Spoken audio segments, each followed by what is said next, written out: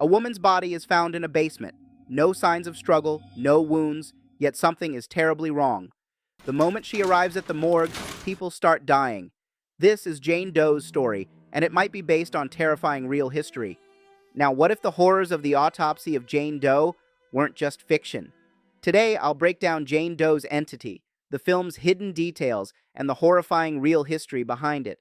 The story revolves around a father and son coroner tandem who experiences the wrath of a paranormal being, Jane Doe. It all began when the police found her body in the basement of a house, which they took to a morgue for an autopsy, and that is where all hell broke loose. During the autopsy, the two coroners eventually figured out who Jane Doe was based on what they found in her body.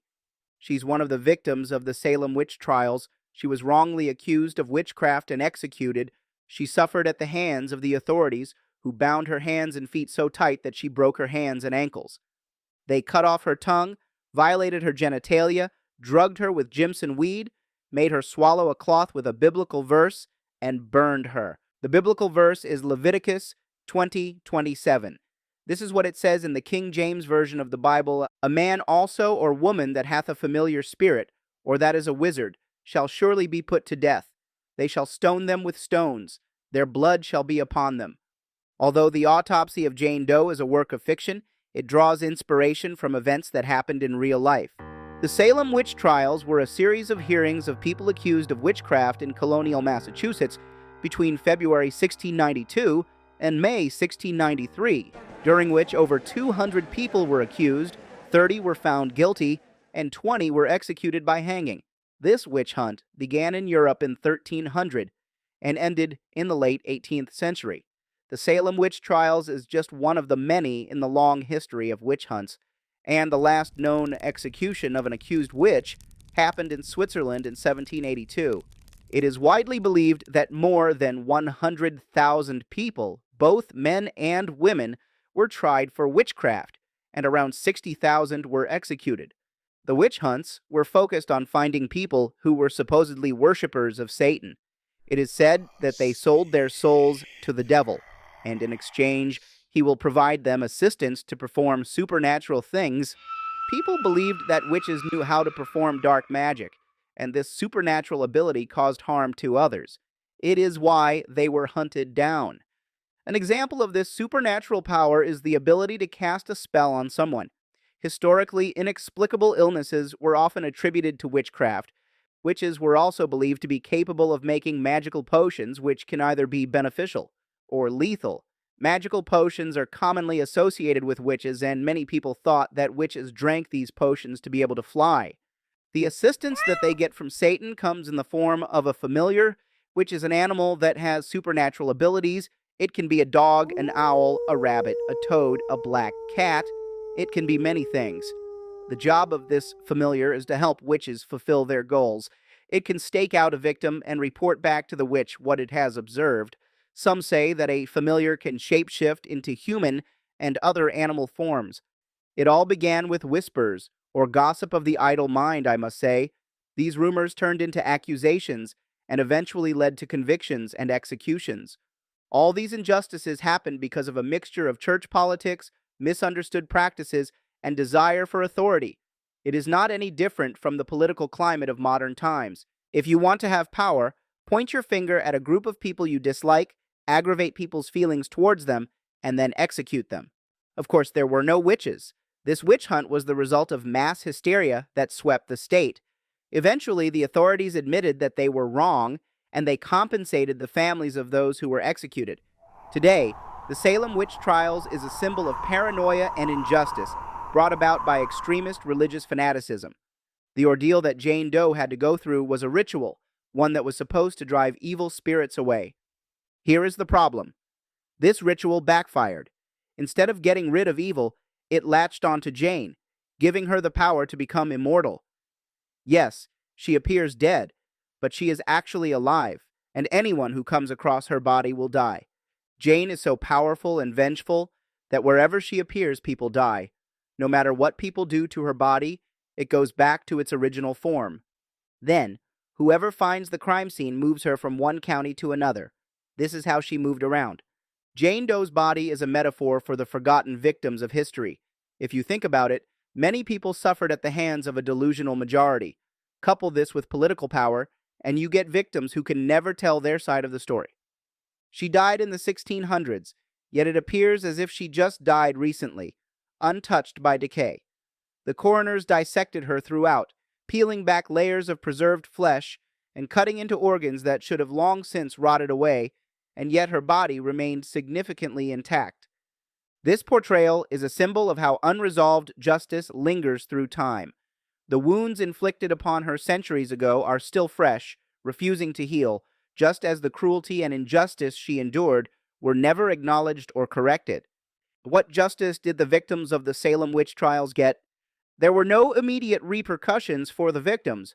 At that time, mass hysteria swept that state, and people believed in witchcraft with such fervor that they did not think they could be wrong. The people who made false accusations, the judges, and those who killed the victims were never brought to trial. It was in 1702 when the General Court ruled that the witch trials were unlawful. In 1711, the Commonwealth of Massachusetts exonerated 22 of the 33 individuals who had been convicted and paid some $600 to the families of the victims.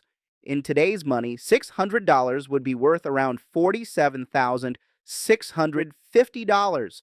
Although the government acknowledged the grievous mistake they made, no apology was issued to these families until 1957. Yep, all of the victims and their families had been dead for a long time before the government issued an apology. The abuses and miscarriage of justice during the Salem witch trials contributed to a change in U.S. court procedures. Particularly, reforms were made to guarantee the right to legal representation. What did they do to Jane Doe? Imagine being strapped to a wooden chair, your hands and feet bound so tight that your bones crack. You try to scream, but your tongue has already been cut out.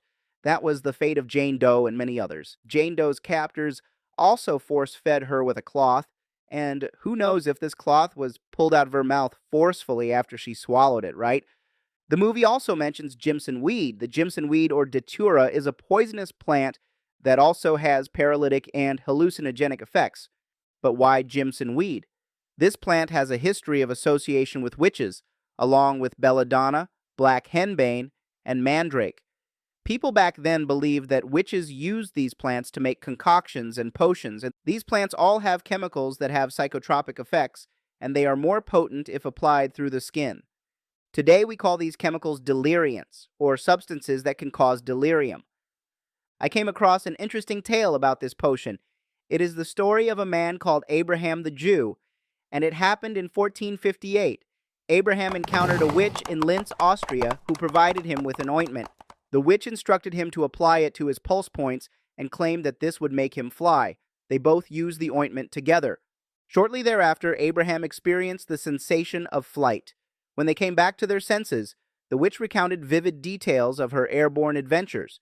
She said she flew on her broomstick. To verify these claims, Abraham proposed that the witch use the ointment again while he observed. The witch agreed. Instead of flying, however, the witch collapsed to the ground and stayed immobilized for hours. Upon awakening, she told Abraham about her fantastical journeys on her flying broomstick. The obvious conclusion of Abraham, of course, was that this ointment indeed caused hallucinations, not just of flying, but of other fantasies. I can draw parallelism in the tragic story of both Jane Doe and Sadako. Both of them are victims of extreme cruelty. The result is a metaphysical transformation. They both became a supernatural entity that cannot be killed. Their sole purpose now is to exact revenge, even on innocent people. After all, they were both innocent when they were killed. Jane Doe's creation was the result of a brutal, misguided attempt to purge evil. The people who tortured her believed they were saving her soul. Instead, they inflicted a horror so severe that instead of destroying a supposed witch, they created an undying entity fueled by vengeance. Every act of violence against her body bound her spirit to a perpetual cycle of suffering and retribution. Similarly, Sadako was also subjected to cruelty, but instead of religious fanaticism, it was human fear and scientific curiosity that sealed her fate. Born with a supernatural gift she couldn't control, she was seen as a threat. A professor experimented with her and her mother. When she could not be controlled, this same man she trusted killed her, dropped her in a well, and let her die there in the darkness. This agony twisted her soul into a vengeful force. Her curse spread like an infection through a videotape. Both Jane Doe and Sadako exist in a cycle of life and death. Jane's body remains pristine, untouched by decay, as if time itself refuses to let her go. Yet, beneath her skin, her organs bear the scars of torture, hinting that she is far from being lifeless.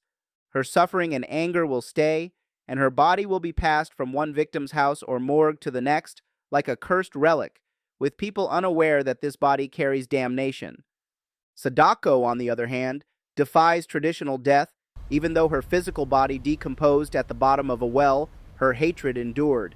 She exists in images, in cursed media, finding new hosts to haunt and destroy. Just like Jane, she does not chase her victims. They find her, unknowingly stepping into a nightmare that will consume them. Both figures represent the consequences of human cruelty. Jane Doe is a symbol of blind religious persecution, punished for a crime she never committed, her silence screaming louder than any accusation. Sadako, on the other hand, is a reflection of society's fear of the unknown. She was ostracized, murdered, and discarded. The biggest horror in both Jane Doe and Sadako is not seen in what they do, but in how they came to be. In the end, Jane Doe and Sadako are not traditional villains. They are victims whose pain was so great that it shattered the boundary between life and death, leaving them as eternal reminders of the horrors humanity is capable of. So, what is the message of the story? Is it an issue of putting the wrong people in a position of power, or is it an issue of religion gone wrong? Let me know in the comments. If you enjoyed this video, then I recommend you watch what's on your screen right now. Do not forget to like, comment, and subscribe. Thank you for watching, and see you next week.